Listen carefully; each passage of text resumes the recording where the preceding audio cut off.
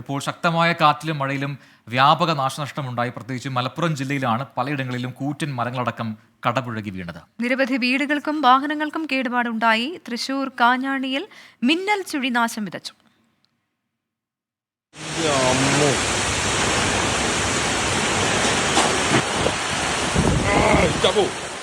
ഉച്ചയ്ക്ക് ശേഷമാണ് മലപ്പുറം ജില്ലയിൽ ശക്തമായ കാറ്റോട് കൂടിയ മഴ ആരംഭിച്ചത്.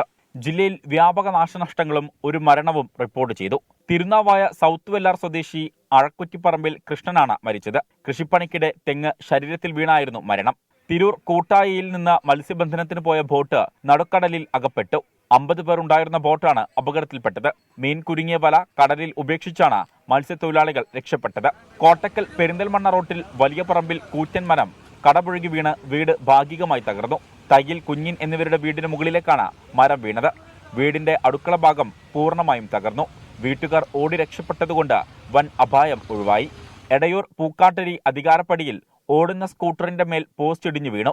യാത്രക്കാരൻ അത്ഭുതകരമായാണ് രക്ഷപ്പെട്ടത്.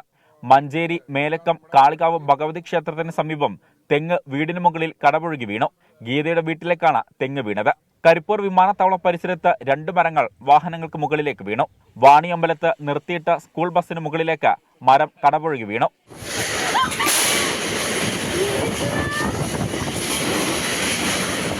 കൊണ്ടോട്ടിയിൽ കെട്ടിടത്തിന്റെ മേൽക്കൂര താഴേക്ക് പതിച്ചു. തലനാരിഴയ്ക്ക് വാഹനയാത്രക്കാരൻ രക്ഷപ്പെട്ടു.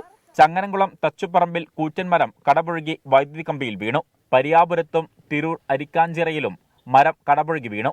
കാറ്റിൽ തിരൂർ പോളിടെക്നിക് കോളേജിലെ കെട്ടിടത്തിന്റെ മേൽക്കൂര തകർന്നു വീണു. തൃശൂർ കാഞ്ഞാണിയിൽ മിന്നൽ ചുഴിയിൽ തെങ്ങിൻപട്ട വന്നിടിച്ച് യാത്രക്കാരുമായി പോയിരുന്ന ബസിന്റെ മുൻവശത്തെ ചില്ല് തകർന്നു. ഡ്രൈവർക്ക് കാലിലും കൈയിലും പരിക്കേറ്റു. യാത്രക്കാർ പരിക്കേൽക്കാതെ രക്ഷപ്പെട്ടു.